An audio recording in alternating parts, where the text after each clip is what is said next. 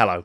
As a lifelong gamer, there have been many times in my hobbying career where I have wished that a specific tool, accessory, or piece of gear existed, or that the ones that did exist would just perform and look better than they did. My guest today has taken it upon himself to do exactly that, co-founding the company Frontier Wargaming to create the accessories that solve the problems that he and his friends were encountering in their hobby.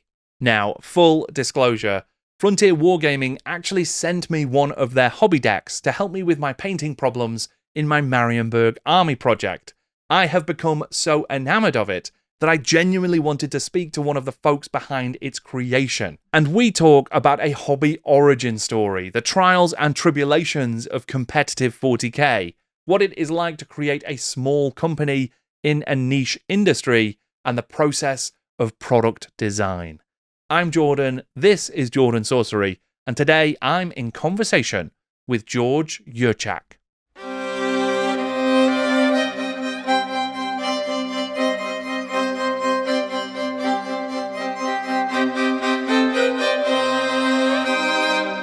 George, thanks for joining me. Thanks for having me, Jordan. Well, it's great to chat to you because I really wanted to explore some of the really cool stuff you're doing as a company, but I thought we'd start with just you as an individual and how you got into the hobby. So what was your journey into wargaming and modeling and painting and all of the cool stuff that's related to the hobby? Well, that's a long one.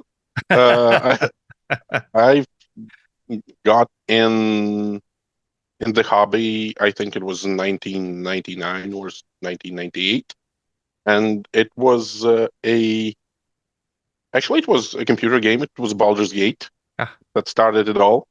Right. And then I got into Magic. I played Magic for a while. Then I got into war games. Then there was reenactment, LARPing. What else? Historical medieval combat. Then there Wow. was there was a lot of stuff. Sure. Yeah, and I got like it went on and off. Like one thing went, one thing came. Mm. Now I'm mostly playing Warhammer. I'm part of the WTC Latvia team. And well, that's that. I dabble in other games, like some we're playing. I try to play some TTRPGs now and then. Mm. Some board games, all the usual stuff. Yeah. But the best thing here is that I can pick up anything mostly and call it work. Then I'm working. Sure. It's research, right? It is, yeah. So you say you're on the Latvian team then. So is that 40k that you're playing? Yes. Simply, yeah. Yeah. What do you play in 40k? I play Marines, Thousand Suns, and Guard. Right. And I like anything else in between. Yeah. Competitive 40k is not that stable in regards to what you play. Right. Yeah, I'm guessing you have to adapt and change as the meta evolves, right? Adapt or die. Right. Okay. I mean, is that quite tense? I mean, because the reason I don't play any competitive games is when I've tried it in the past, I feel so tense and so stressed because I like care too much when it's a competitive environment. So how do you like handle that? I am not that good at playing games non-competitively. Right. Okay. So if I pick up a thing, I enjoy it in the beginning when I explore stuff. But as soon as I understand that I've got the grip of it, I need some competition around it. The only thing that is not competitive for me is like TTRPGs. There I'm completely fine. I'm not the munchkin kind, I'd say. Sure. But when it comes to war games, board games, computer games, whatnot, I do love to compete because I think especially with such a complex game as Warhammer, it is. So I don't think Warhammer is for casual play. Right. Warhammer is the hobby side, for sure, it is great. But when you start to actually play it, and if you play it like once a month or once every 2 months, the especially now, the things change too fast for you to understand them correctly, and you don't have the best experience you can have when playing casually. That's only my opinion. Sure.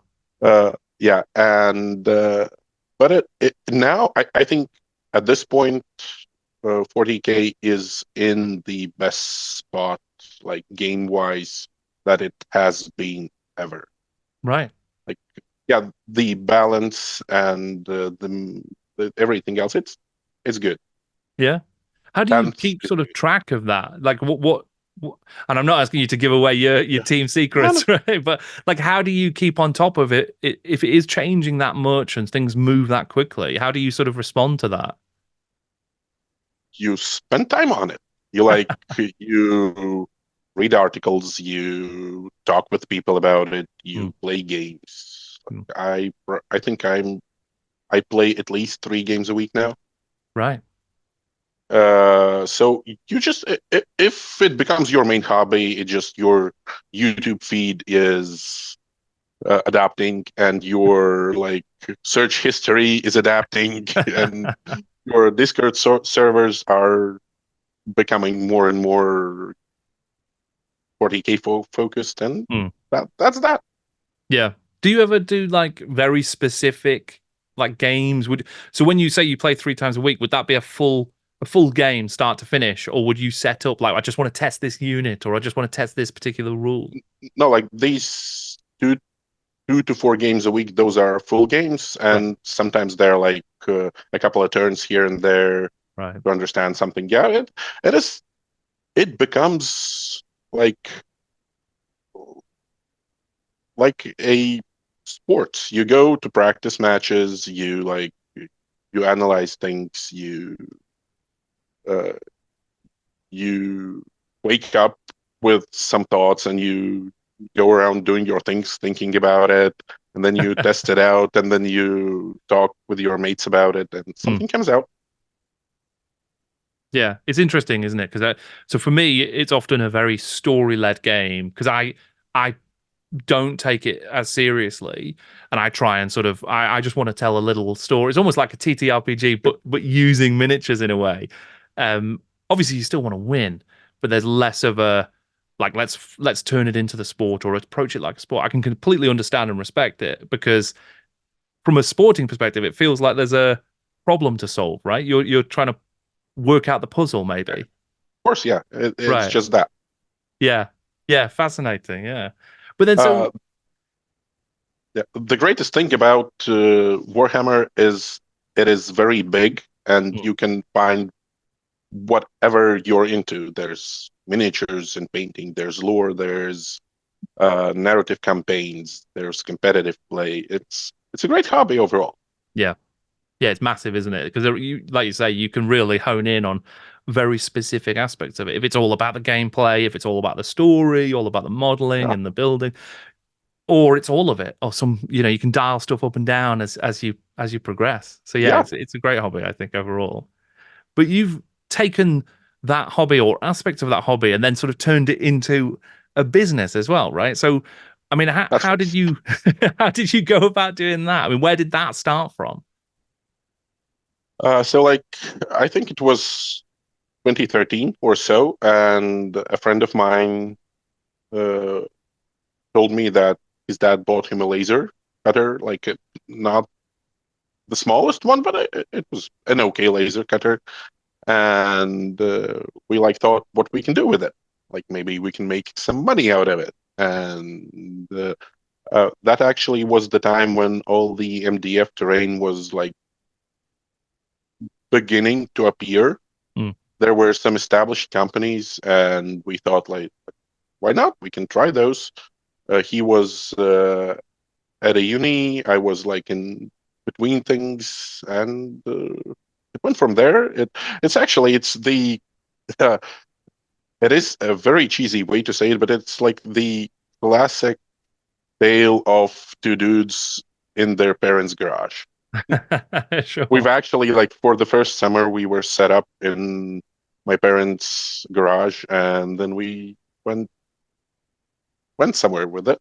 Mm. Uh, in a couple of years, we understood that terrain is not the best thing for us, and we started dabbling in painting stations and stuff. Mm. Then we came up with the paint case and some other products, and well, here we are. Mm. And at some point, COVID hit, and we didn't know, as everyone else, how will we do, how it'll do, but it actually turned up fine. Yeah. Yeah, Turned that's up fine. great. It turned out good for us, for the business, and yeah, we're here. Yeah. I'm interested in that, just on that terrain side of things. I mean, so was that doing like, so this is the classic sort of MDF laser cut buildings that you assemble or Yeah, scatter terrain, that sort of stuff, yeah. right? It was the generic stuff. Sure. It There weren't like a lot of companies back then, Hmm. but there were enough to saturate the market, and so it didn't go as well as we wanted to. And since none of us has any art background, so our buildings were not the fanciest ones. Right. Yeah, uh, but well, it we had to start somewhere. Hmm. I'm glad that we did. I still have some ruins and some containers from those times on my Warhammer tables. Right. Okay. Yeah, Yeah. But then you've moved into, you mentioned the paint case there, which yeah. is like a far more polished kind of product, right? So I mean, what was the thinking in designing that and putting that together? Because that feels, obviously it's very it's very practical, but it's also like it's got a bit of style to it, right? So it's not just MDF. Uh, it is not. No. Uh, so there was. So first of all, we like. Uh, I am. I've been dabbling in woodworking since I was, I don't know, maybe 7 or 8. My granddad taught me a lot of stuff, Mm. and a lot of kits and paint stations and stuff at the time that we started with the paint case were like, also they were pretty basic MDF stuff, Mm.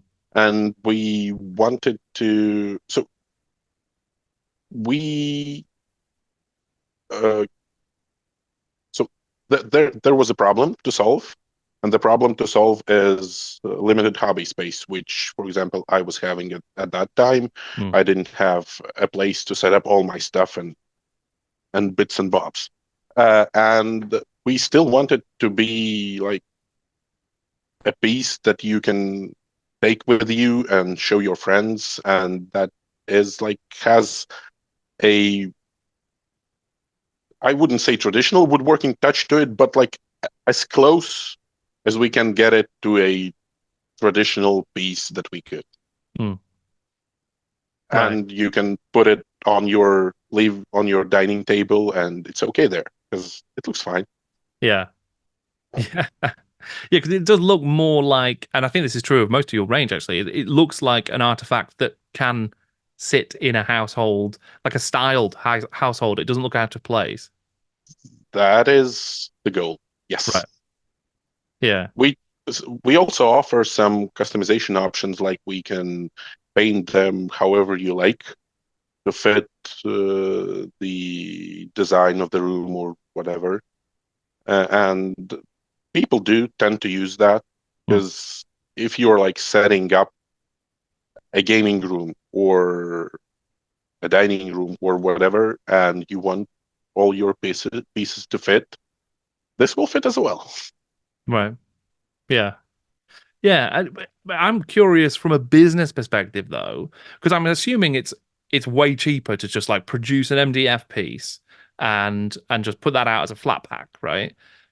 when it comes to doing things that have got that woodworking aspect or have got some more sort of style to it, surely I mean, that must be tough to balance the kind of the cost to produce and the profitability side of things. I mean, how have you approached that side of things in sort of making it work? Uh, we try to keep it so we try to keep it as fairly priced as we possibly can. Hmm. And I think people appreciate that. I know those things are not cheap, but well, since we started to go on this journey, well, that's where it lies through. So, and so you just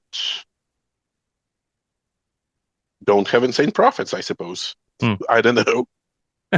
Well, it is no, like I mean, it's still fine. We're operating, we're growing, we have like we're at a decent spot, but Hmm. you try to price them fairly and do your best. Sure. Yeah. Yeah. I mean, I noticed a lot of your stuff that was sort of out there, and then a friend of mine got me an MDF painting deck, which has been really Yeah. useful. It's a very generous gift, and I really enjoyed using it. But I broke it almost immediately because I'm very heavy-handed, so I'm not as dainty as some folks. But it was a cool idea. It just didn't sort of it didn't almost live up to the possibilities of it. And then I saw your painted deck, and that's when I reached out and we sort of chatted about it. And I've been using that, and that's a very different proposition, right? Because that's a really Right. robust piece of kit, and it looks ace. I mean, I suppose my question, I guess, is like, is that are you really just trying to create like? Are you trying to bridge that gap between function and design? I suppose. So it all starts with a function, and it all starts when we come up with a problem to solve, Hmm. as I suppose all design should. I don't know. At least that's what it says in the design books. Hmm.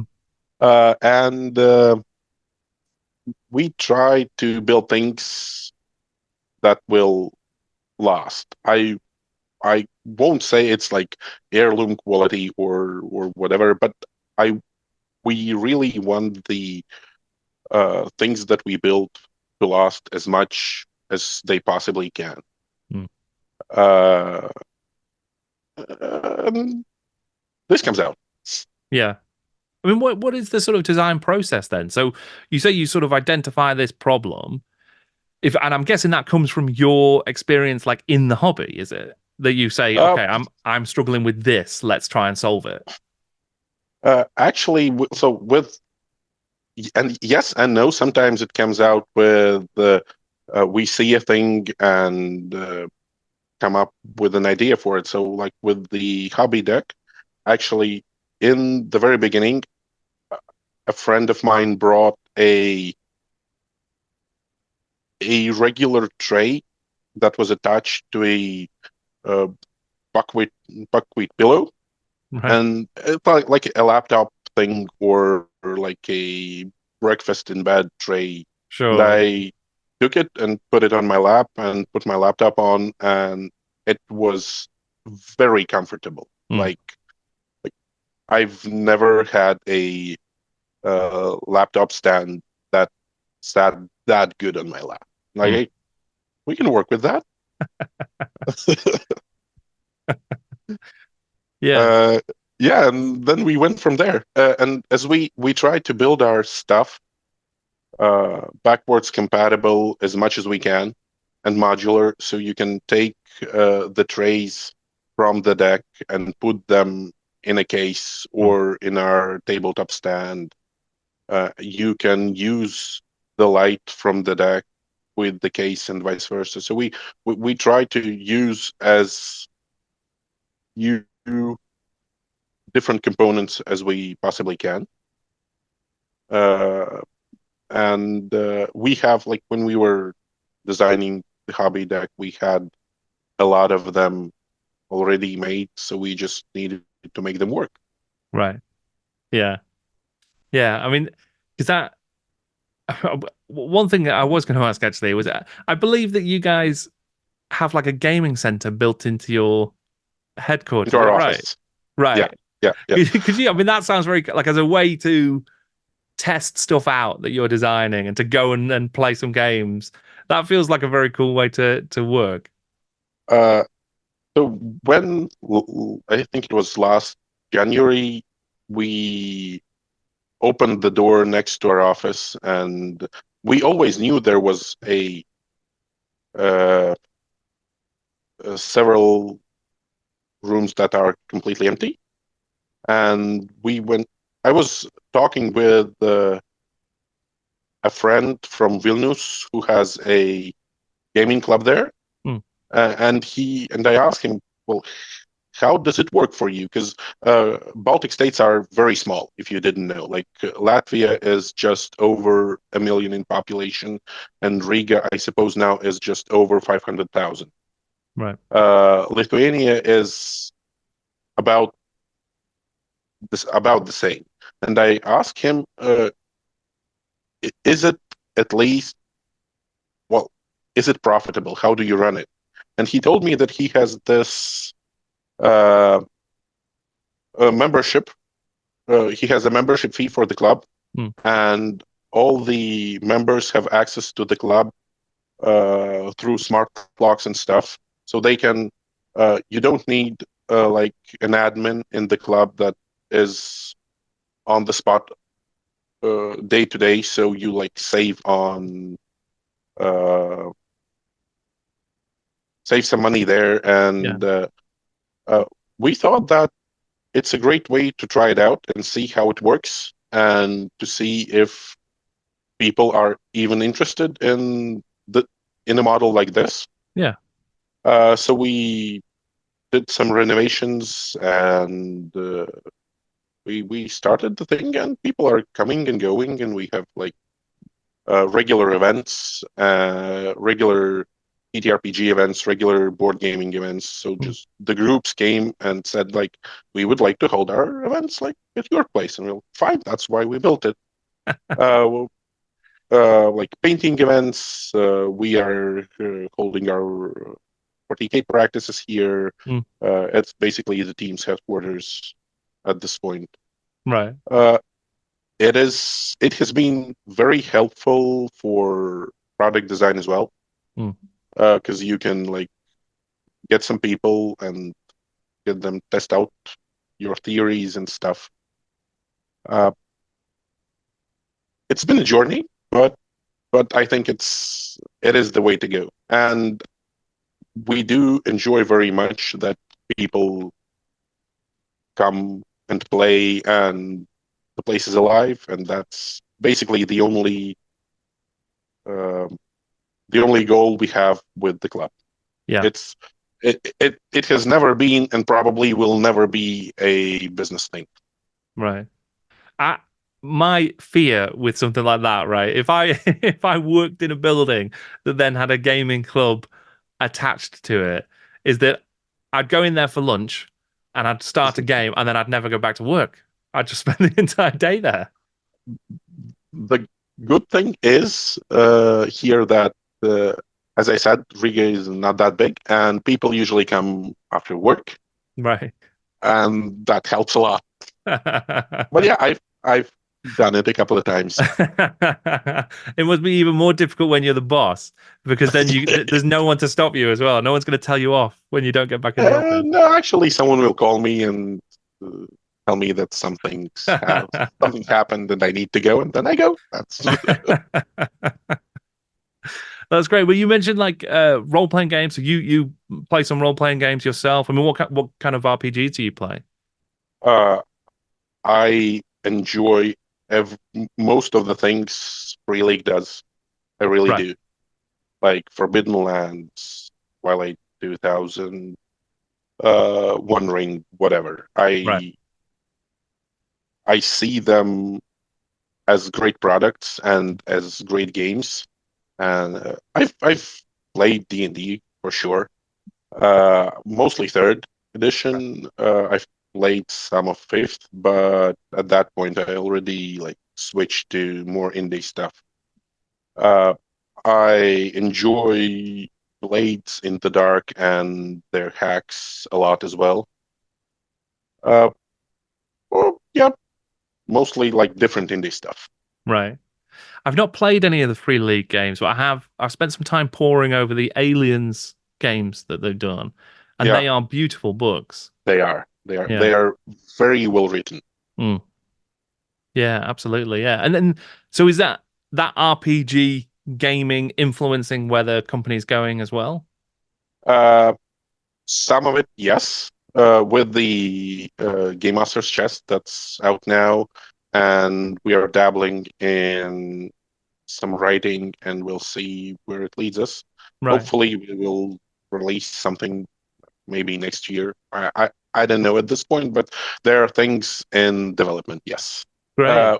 we would like to start doing some BTRPG accessories as well. Right. Because well, they look great, and people like stuff, and we like to make stuff. Yeah. Yeah, absolutely. I mean, you And we mentioned the yeah, sorry, go on. and we wanted to do something like uh, on the more affordable side, like where you don't need to spend hundreds of money on a single purchase. Right. That's also that. Right, I get you. Yeah. So with that's like, and you don't have to say if they're still in development, but is that the sort of things like dice trays and that kind of space? Yeah.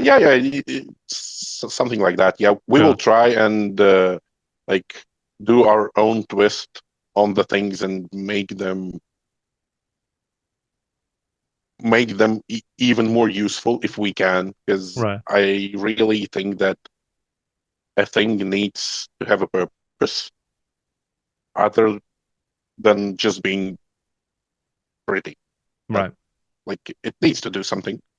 It Yeah. needs to make your life easier or better or more comfortable or Yeah. Yeah. It's a good approach, I think, especially for, like you say, not everybody's got a big gaming space, or they don't have you can't always store all of your paints or all of your equipment or all of your accessories. And then when you actually get to a gaming session, it's sometimes difficult to find the space on a table to lay everything out and get everything in place, right? Because it's you need real economy of space to work with for some folks.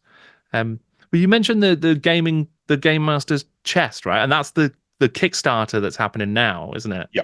Could you talk about that? I mean, what exactly is it? What's in this chest? So uh when like just during COVID or a little bit after COVID, I started to run PTRPGs again after like maybe a 10 years break or whatnot. Uh, and at some point, we I saw some potential there because we have the technology and the like we know the design process of a case where you keep all your stuff. So basically, Game Master's Chest is a DM screen that uh, you carry things in. Hmm. You can put your books there, you can put your minis there. It has its own dice tray, dice tower, like magnetic surfaces, LED lights. So if you're like playing in a dim space, you still want to see your notes and stuff. Uh, and that is that. That it is a Game Master screen that has several functions that Game Master screens don't have. Right. And you can basically take it with you, and you don't need anything else except that, the things that you put in, and your device. Right. Yeah. So when you say it's a Games Master screen, then does it like fold out or open Yes. up? Right. Yeah, Okay. it opens towards you and Right. has three panels. Ah. The middle one is magnetic all over. like to put your initiative trackers on top, or put uh, some pictures on the player's side to set up the mood, Hmm. or you can put whatever, some notes and spreadsheets on the inside, and it has two compartments on left and right that has like magnetic trace for minis if you use those, toolboxes for your token spends, dice. It has a dice tray and a wireless charger for your phone or tablet or Right. whatever. That's cool. Yeah, that sounds really good.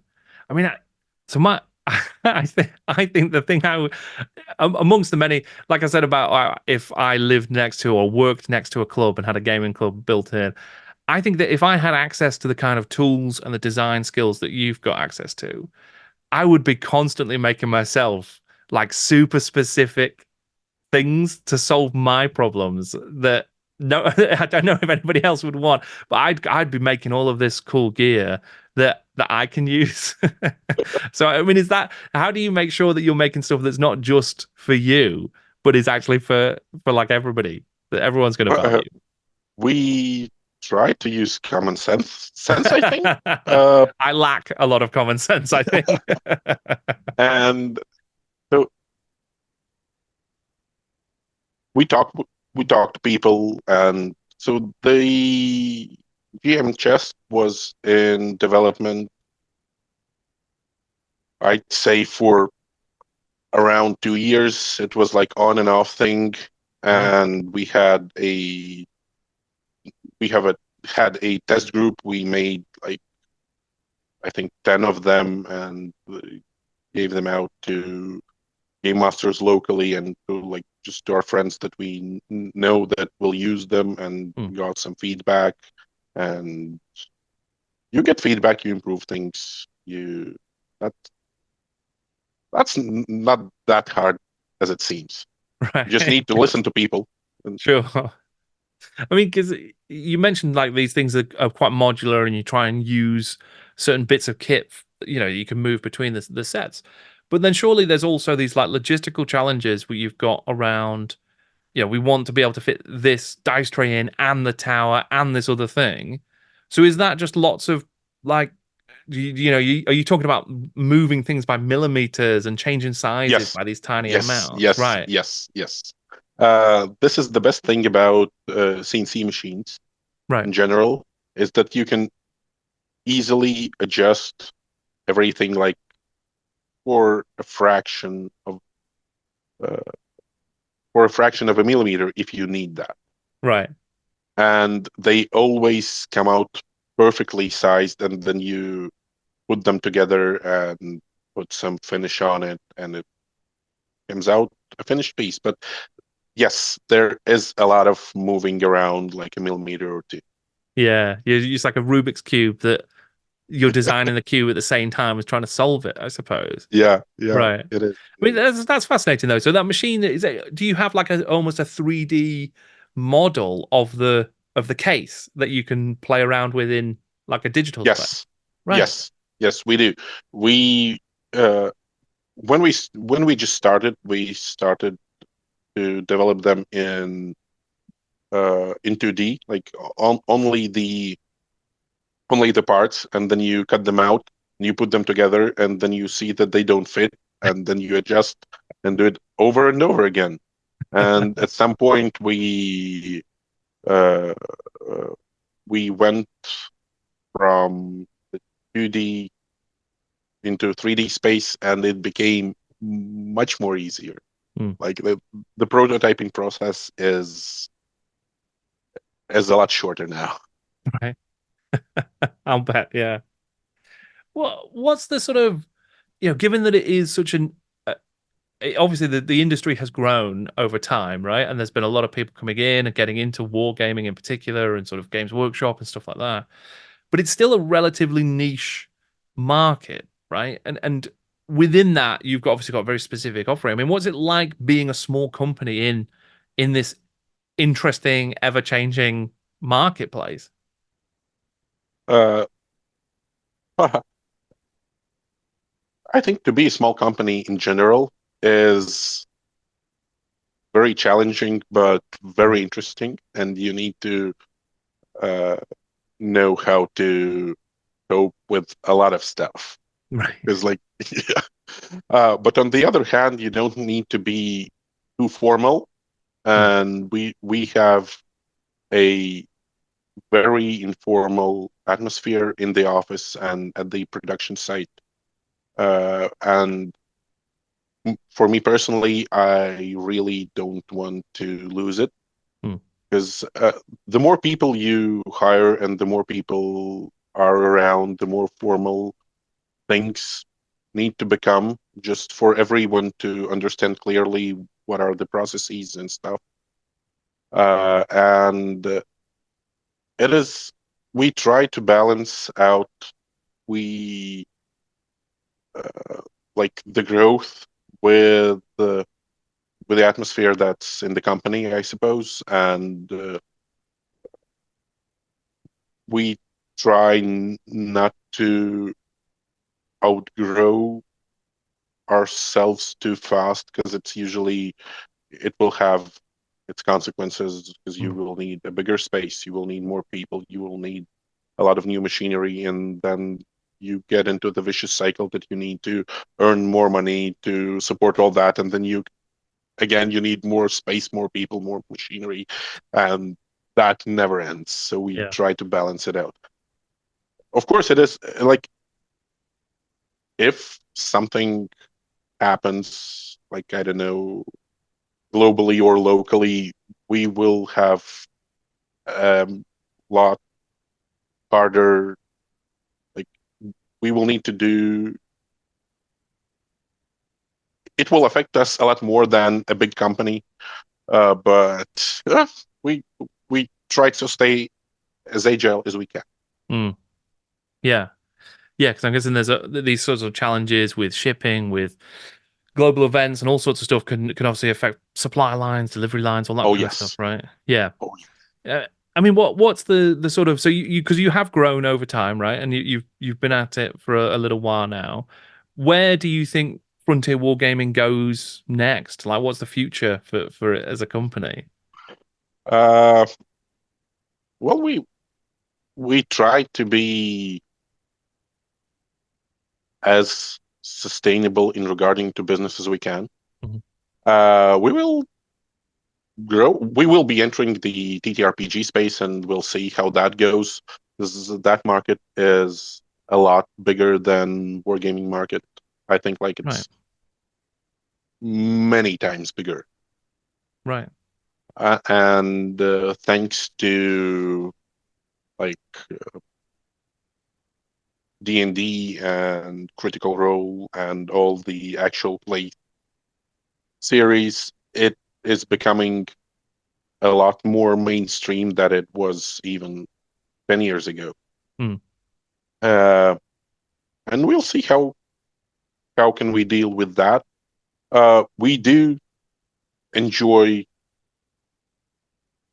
like coming, designing, and producing things a lot. So I hope that we will keep doing that. And yeah, and keep uh, keep us on float as much as we can. I think we'll be fine. Yeah. Great. And what else? What about the Latvian 40K team? What's next for you guys? WTC is Right. next for us. Yeah. Okay. Are you Yeah. you going into that strong? You in a good position? Uh, we are better with every year. We don't have a lot of players, but since we opened the club, uh, more and more people start coming in, and as the uh, uh, as the atmosphere here is like of a more of a competitive, and people start to get into it from the very get-go. There have been like several people that were dabbling in Warhammer, and then they come to our place and they see how we are playing and they start to enjoy it. Because to play competitively it is still, we have a lot of respect for our opponents and everyone we play with, and we still try to have the best experience we can. We just optimize the gameplay as much as we can. It's, as you said, it's just like a puzzle, right? that Yeah. needs solving, as is product design, as is business in general, I suppose. So we're quite okay with puzzle solving. Yeah. Great stuff. Well, George, thank you so much for taking the time to chat to me. It's been really fun. And yeah, good luck at the WTC. Thank you so much.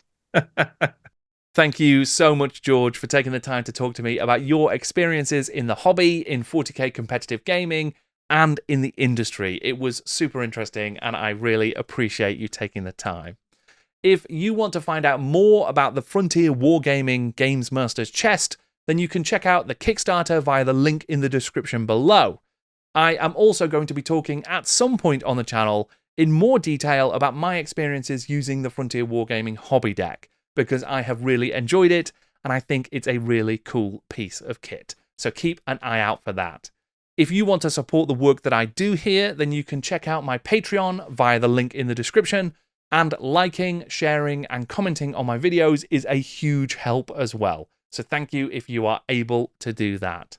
Plus, I should also mention that you can now listen to my interviews as a podcast. So if you want to search for In Conversation with Jordan Sorcery, wherever you get your podcasts, you should be able to find and subscribe to it there. Thank you once again to George. Thank you for listening and watching. I'm Jordan, and this is Jordan Sorcery.